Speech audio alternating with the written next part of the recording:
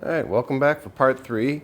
We're gonna get our platform or our base here set up. I don't know if you can tell, I have gone around where I've laid the rocks out to where I'd like them to be. This is not remotely permanent. This is definitely going to end up changing. But this is where I'd like everything to be. So I've gone ahead and traced out the outer edge, if you will, of the platform or the base. Next thing I'll end up doing is cutting that out. Probably I'll skip filming that. I don't know. We'll see. Get the whole base trimmed down, and then I'm actually going to reinforce it underneath with 2x4s. That's what we're going to start working on for here. One of the other things is I was just testing out my twinkle lights, and I noticed that one of the sets isn't lighting up. So I'm trying to figure out which one that is. And for anybody that ever has to deal with any kind of outdoor lights, you know what of a pain in the butt this can be. So you can see here's 3 strands connected. This strand is not working. And just like that, I think I already found the problem. Yeah, I'm gonna guess that's probably what's causing this to not want to work. This is the problem that I'm having with the second light strand. It looks like I broke off one of the lights. Like if I just touch these together, there we go. So I'm gonna have to go ahead and wire these up so that way my lights will stay lit up. So I'm not big on soldering. I can do it. I'm not great at it. What I do like though are these. I don't know if any of you have ever used these before. So these are solder and seal connectors, and they do just what they say. These particular ones are for 22 to 18 gauge wire. This wire here, it says right on it, I don't know if I'm gonna be able to show you that on the camera. It's very, very difficult to read, but it is 22 gauge wire. So that means that if I clip this off, I can actually use this to connect these 2 wires, and that way I know I'll have a nice sealed connection. I'll even put a little bit of heat shrink over this, just so that way once I make that connection, I can go over that again and just really make sure it's going to be sealed. Even though this is going to get covered with foam, and I don't think water is going to get to it, I don't want to take any chances. So that's the first thing I'm going to do. So I've already gone ahead and snipped off one side. So this is, and I've gone ahead and stripped the wire back.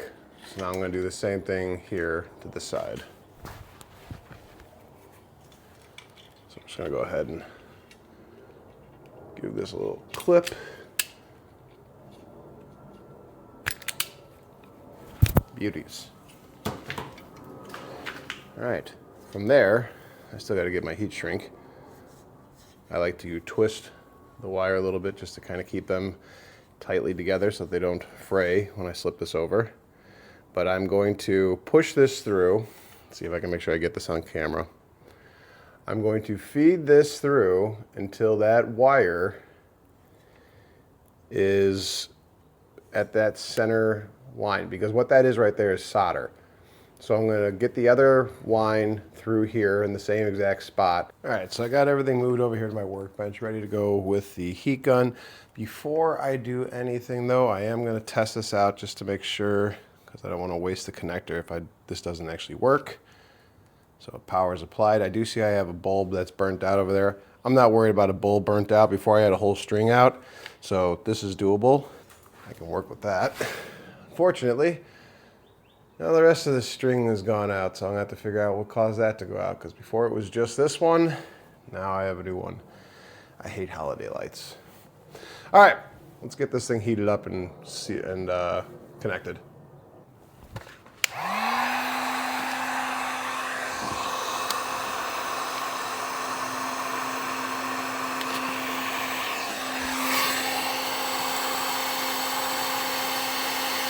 I usually will start at the ends just to make sure I got a good seal there. And once I can see that that's sealed up nicely around the tube, then I usually will go and heat up that center part with the solder. So I want to just make sure that doesn't leak out anywhere. I've yet to ever have that be a problem. I've actually had very, very good luck with these connectors. Just in case you need to see it again. These are them. Fairly confident I got this off of Amazon. I don't have any sort of Amazon affiliate set up or anything like that for it, but I like these. You might like these too. All right, so everything's plugged back in.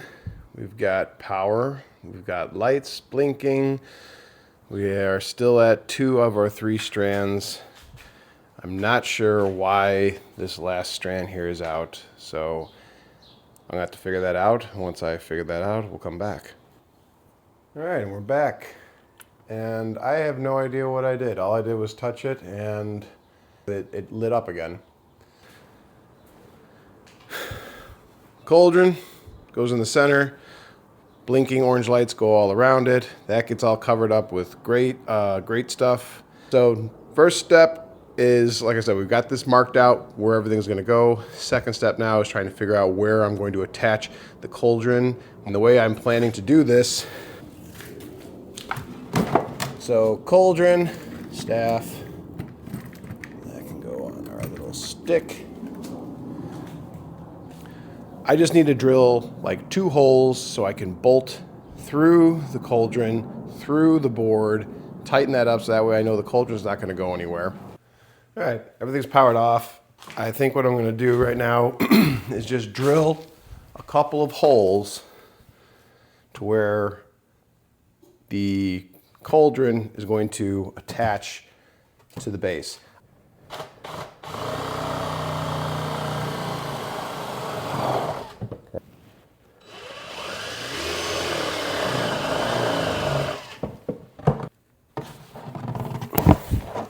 Hey, all right, there we go.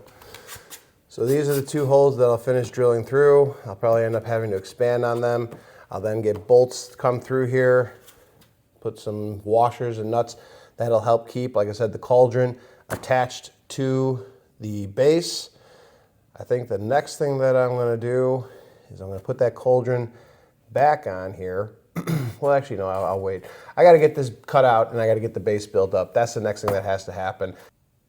So I'm starting to work on the platform and getting the 2x4s to go around the line that I have marked out here. And I had a little bit of a realization.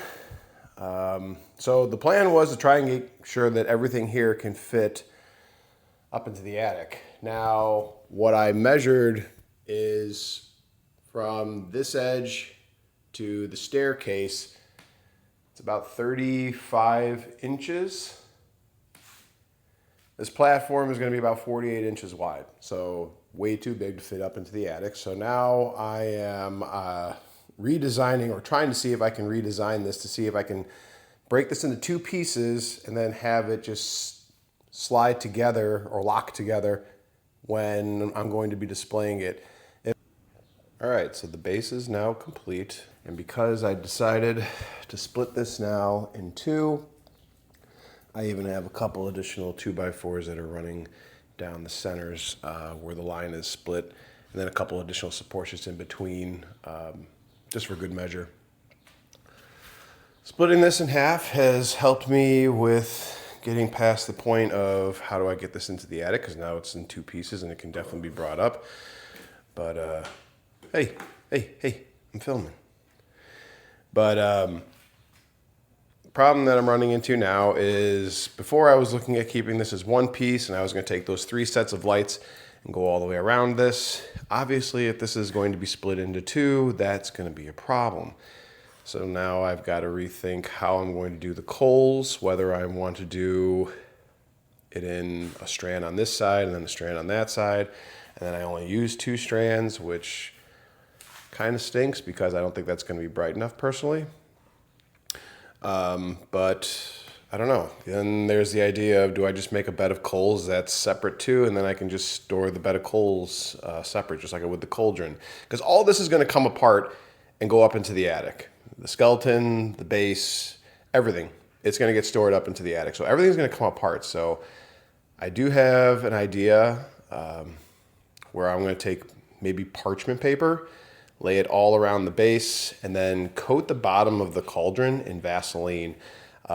This way, I can put great stuff down. The great stuff will stick to the parchment paper, or will at least keep it from sticking to the wood. And then the Vaseline should hopefully help keep the great stuff, even if it expands against it, it won't stick to it. That way, once it's all fully cured, I can remove the cauldron. It'll have a perfect imprint on the coals, and then the coals will just be removed again as one piece, and then I can figure out how to attach them. Sorry, this is Buddy, and he likes to just, mess with my stuff. So, yeah, talking about you. All right, I think that's what we're gonna do. Maybe we'll try and just do one solid piece here, but I gotta think this one through. So I'll come back here once I got that figured out. All right, so we're gonna start getting the bottom lights set up. Before we can do that, we gotta get the cauldron off.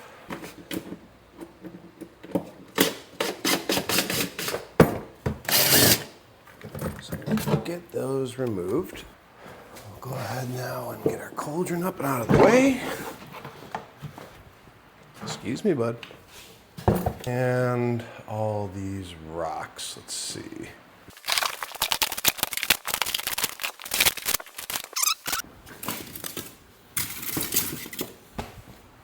All right, all our rocks are out of the way. Let's start setting down the parchment. Now, I was debating between going with parchment paper or if I wanted to use butcher paper. I have both available, but I know with parchment paper, there's a better than average chance that it's not going to stick. With butcher paper, that foam is likely going to stick to it. And I've been trying to kind of debate, well, what's the big deal if it does? If the paper sticks to the foam, right? Or if I'm using parchment so that it doesn't stick, what's the big deal? For me, I think the big deal is going to be I don't want anything that's going to hold moisture. The foam itself isn't going to hold moisture, but if there's paper stuck to it, the paper will hold the moisture. And I'm worried that might lead to mold. I'm probably way overthinking this in the grand scheme of things, but I'd hate to put in all this work and have it get ruined from something like mold. But again, probably getting way too far ahead of myself, so I decided I'm gonna go the route of parchment paper. So I've got a couple sheets here that I'm just laying out.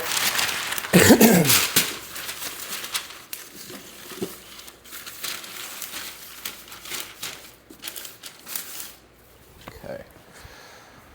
I was going to try and tape the parchment paper together, but because it's parchment paper, the adhesive basically will not stick.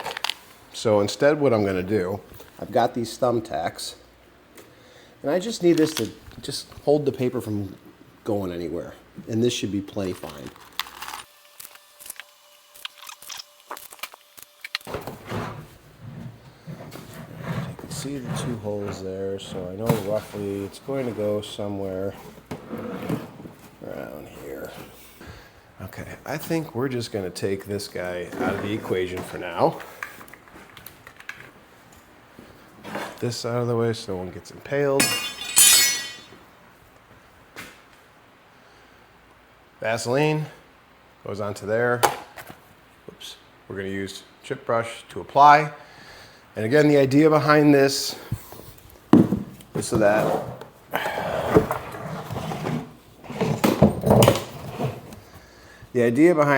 when I put the great stuff around the cauldron, because I'm going to screw this, you can see the holes right here, I'm going to put screws back through here to attach it to the base.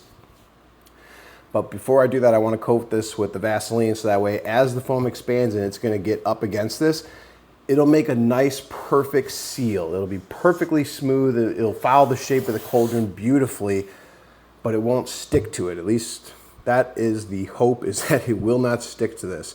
But I want to make sure I put a good amount of Vaseline around this. I can always wipe that off afterwards, but that should hopefully get me the shape that I'm looking for with the coals. I am kind of going over the patterns. First pass was horizontally. Second pass is just going to be a vertical, trying to make sure I just got it worked into all of these little cracks and grooves on the plastic.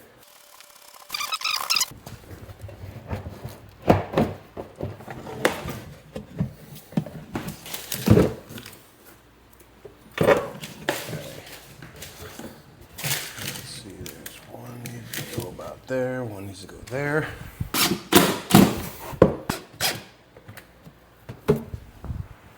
All right. This next part, we're going to be using Great Stuff. I actually have the Great Stuff Pro series. This is for gaps and cracks. I actually use the Great Stuff gun. I can't rave about this enough. If you're somebody that likes using Great Stuff or has a use for Great Stuff but hates having to get a can and the can gets all messy with the applicator, this is your answer. I think I don't know how much they are now because I've had this for quite some time, but worth its weight in gold. Just make sure you get the acetone one to clean it out, but these are awesome.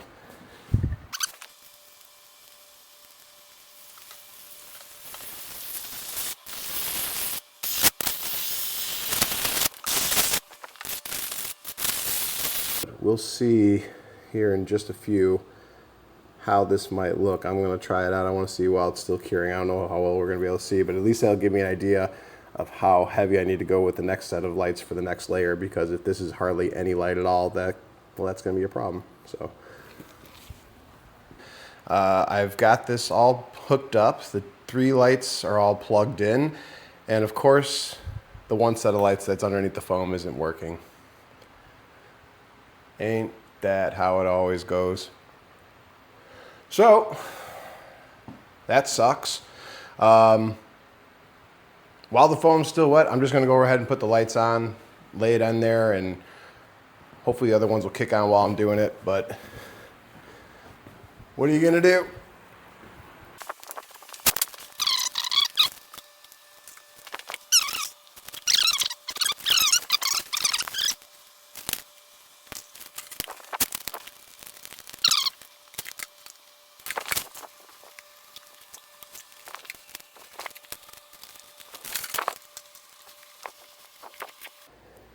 Just so you can get a better view of what I'm doing here, but gun, squeeze the trigger.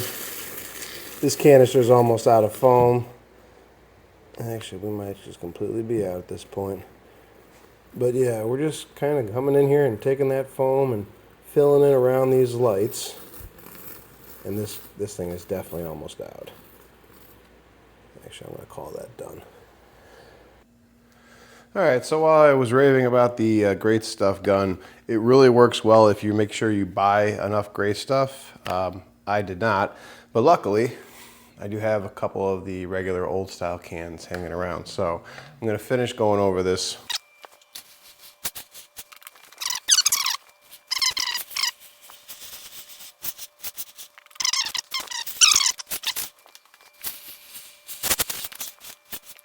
All right, so we've finished applying all the Great Stuff. I think that's about as much as I'm probably gonna do. I think I'm gonna skip on putting those extra lights on. I just feel like it might be too much, and in order for me to cover all of those lights up with Great Stuff, it's gonna put the coals higher than where I want. This is about as high as I want them to go right now. So we've got complete coverage all the way around.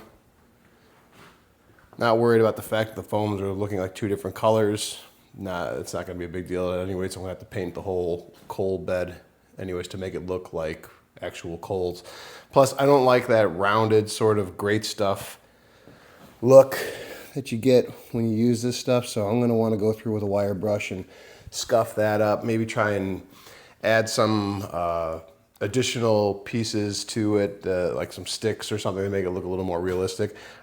But yeah, let's see, just want to show you one more time what it looks like with the lights off. It's not as bright as it looks on camera, I can promise you that right now. It's much, much darker, but it does look like coals. The lights do shine through the Great Stuff. Could be a smidge better, but I wonder if that third set of string of lights would have been working through, how bright it would have been then, but this is good. This is good. All right, so this has been curing for about half hour now, maybe even an hour, and I'm impatient. I've already taken the screws out. I want to see if this cauldron comes off clean and free, or if it's going to be stuck, and it came off pretty clear. A little bit of stickage, but that's okay. I figured to have as much.